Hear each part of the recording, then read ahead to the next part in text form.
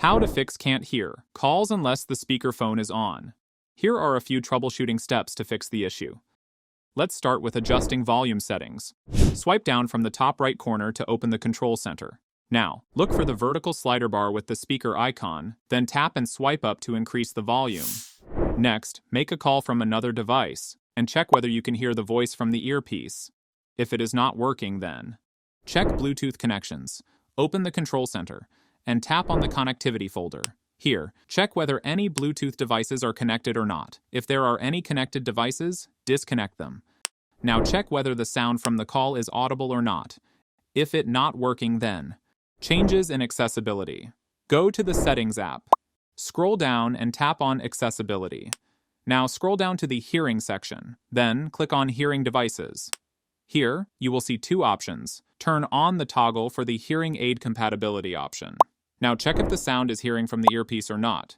If it is not working, then try. Change call audio routing setting. Open the Settings. Scroll down and click on Accessibility. Next, scroll to the Physical and Motor section, then tap on Touch. Again, scroll down to the Call Audio Routing option and click on it. Here you will see a few options and make sure the Automatic option is selected.